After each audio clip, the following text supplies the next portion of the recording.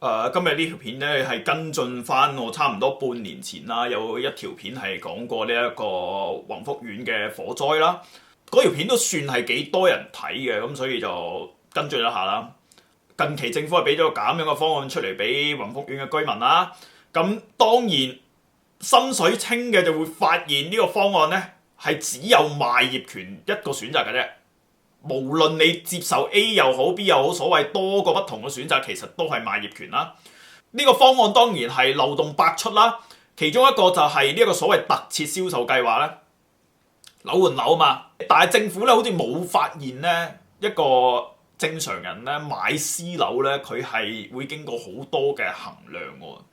咁政府咧係喺名單上面俾出咗一啲嘅屋苑啦。咁就算我對呢啲屋苑有興趣咧，我而家係冇得睇嘅喎。我唔知道去到啱唔啱喎。可能我對個屋苑有興趣，但係我揾唔到啱嘅單位咧，係咪啊？政府係冇提過呢樣嘢。當然係有災民發現啦。呢位先生講過啦，佢係揾咗百幾個單位先至揀到而家即係燒咗呢一度啦。但係呢個所謂嘅特設銷售計劃係咩單位、咩樓層、咩號碼，完全唔知嘅喎。咁呢一個所謂嘅樓換樓係咪一樣好嘅方案呢？好明顯係有問題嘅啦。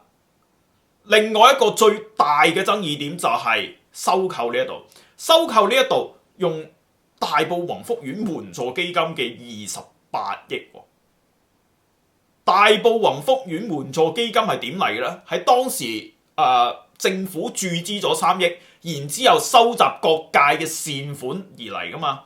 呢個基金係講明用嚟幫宏福苑嘅居民重建家園噶，唔係我講噶。如果我冇記錯，佢係政府務司副司長啦，佢喺11月29號，呢個11月冇顯示到出嚟啊，係協助受影響嘅居民重建家園，係政府講嘅，唔係我講噶。新聞稿喺呢一個係今年嘅2月21號，財政司嘅副司長講緊，各界係捐咗40幾億嘅。咁當然你而家睇到呢度剩翻28啦，係咩原因呢？就係因為已經用咗10幾億啦。數目上面可能問題唔大啊，用咗10幾億嘅話，咁你佔30%，可能剩翻30鬆啲億。咁你而家未俾噶嘛？俾出去嘅時候又用咗幾億，佢唔奇怪啊，好似條數係冇問題啊。佢話會將盤數俾審計署啊嘛。但係好老實講啦，就算你盤數有問題，審計署都冇辦法㗎啦。審計署只係指出嚟嘅啫嘛。即係你咁多年嚟，審計署成日都指出政府啲數有問題㗎啦。咁政府有咩問題啊？冇問題啊，咪聽下算咯。佢呢個用善款去到買業權嘅問題，其實好多居民都睇得出嚟啊。例如呢位先生用呢一個善心人士捐俾災民嘅錢加入去政府嘅收購，收咗樓之後嘅土地可以再發展，甚至有錢賺添。咁呢位居民佢喺當地住啦，其實我覺得佢講嘢咧已經係收斂咗啲㗎啦。你唔單止用咗呢一個援助基金嘅錢嚟到做收購，而且喺收購業權之後，政府會得到保險嘅賠償，因為業權喺政府手上啊嘛。保險公司已經出咗嚟講話，應該係會賠到20億㗎啦。咁即係話政府所謂投放呢40億，其實只係投放20億。咁即係話政府好大機會係用20億就收購咗宏福苑 A 到 G 座嘅所有業權，然之後佢哋可以重新賣地俾發展商，跟住又起過樓又賣過咯。咁大家都可能知道嘛，以前香港政府最大嘅收入來源就係一個賣地啊嘛。咁喺近年冇賣地之後，政府要發債當收入噶嘛。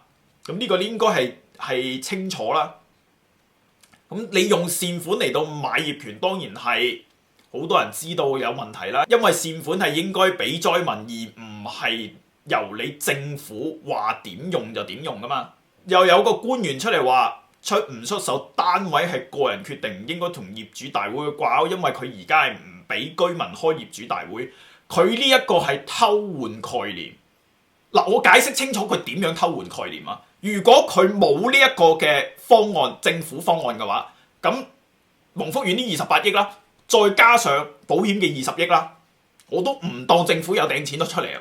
咁係咪有48億啊？48億，你係咪需要開居民大會決定你究竟之後係重建啦，定係嚿錢分咗佢算數啊？係咪？咁無論係嚿錢分咗佢啊，定係重建，個業權係咪都係喺居民嘅手上啊？係推出咗呢個方案之後，因為你個方案係冇得選擇㗎，你只可以賣業權啊嘛，所以就會變成佢講啊，賣業權同開業主大會係冇掛鈎嘅。賣業權同呢個業主大會冇掛鈎，係因為政府推出咗呢個方案，令到佢脫鈎嘛。即係你政府啲人係當人係戇鳩嘅，係嘛？當然你係可以選擇唔簽名唔賣業權啦，但係我可以話俾你聽，你冇選擇㗎，因為政府收到一定嘅業權，佢係可以選擇強拍㗎嘛。喺法律上面佢一定可以搞掂你嘅，所以除非係大部分嘅居民選擇唔簽名嘅啫。但我覺得過半係非常之容易咯。呢一樣嘢令到我諗起啲咩呢？即係大陸一樣嘢叫做強拆啊！呢個係隨便揾一個新聞嘅啫。我想講呢件事呢，就係話你哋總以為咧香港係一個法治社會啦，有大廈公契啦，有保險啦，有呢一個私有產權嘅保護法啦，以為強拆呢一種事呢係唔會喺香港發生。但係我話俾你聽，你而家宏福苑呢一單嘢就係一個香港式嘅強拆。佢哋係唔需要將推土機咧開到你屋企門口嘅，直接用呢個火災嗰個廢墟作為人質，然之後無限期封鎖，唔俾你翻屋企，係咪？跟住政府就搞到你身心俱疲啦，然之後就唔俾你開業主大會喎，你組織唔到咁多居民同佢打官司啊嘛。然之後遞上一封限期嘅收購信，甚至政府放風聲出嚟話準備立法啦。唔反對就即係同意啦，用呢啲咁嘅行政手段夾硬收你嘅業權。而家呢個香港特區政府嘅手段，其實係同大陸嗰啲官僚咧達成咗一致嘅。咁有啲居民就話啦，點解火燭嘅時候都唔使拆我啲屋苑嘅設施啊？佢而家走嚟拆咗我啲屋苑嘅設施啊，好簡單啫嘛！你將呢度拆乾淨嘅話，你塊地皮值錢啲咯，唔難去諗嘅呢樣嘢。喺呢一種嘅情況，必然咧會出現一啲嘅分化啦。咁佢會收買一啲嘅人啦，或者係打壓一啲嘅人啦。咁呢全部都係大陸嘅手段。例如收買咗呢位先生，佢哋有新聞出嚟啊，話呢位先生好似係之前咧係唔滿意嘅，但係而家佢又話我夠錢使喎，佢梗係有錢使都收咗錢啊嘛，好簡單啫嘛。咁有啲人又話政府自把自為啦，完全冇諗過自己犯咩錯。政府梗係知道自己犯咩錯啦。因為聽證會上面呢一個資深大律師杜鑑坤咧喺開案陳詞嘅時候已經直接指出4個部門互相推卸責任啦。政府點會唔知啫？但係佢嘅做法就係同大陸一模一樣，完全同步啊嘛。你發聲嘅搞掂你啊嘛，係咪啊？然之後收買一啲人啊嘛，然之後你咪發現而家嘅政府就係咁咯。冇錯啊，係專門走肉臭啊，又點呢？我想講呢個係香港人自己造成噶嘛。咁有啲人話立法會議員冇講嘢，咁點講嘢啫？你而家話官員係會俾人反駁噶嘛？而家係行政主導嘛。咁你喺2019年嘅時候選擇咗，而家行政主導，點解我一開始講係文明倒退啊？你要明白文明倒退係一定難受嘅。喺呢條片度就有啲人話咁你好多人都羨慕中國大陸嘅文明喎。你要明白一件事，佢唔係唔好啊，只不過你本身係先進過佢，你要退後分翻上佢嘅話，你好難受啊！即係好簡單一件事啫嘛。本身大陸係潑緊線手潑線納緊糧嘅，然之後佢有風扇喎，咁佢梗係好啦，係咪啊？但係你本身香港人係吹緊冷氣，無啦叫你淨係吹風扇喎，咁你梗係難受啦。係個文明倒退難受在呢一度啊！同埋有好多人走去中國大陸見到佢哋，喂好多高樓大廈喎，啲嘢好新喎，好掂喎，就覺得佢好正。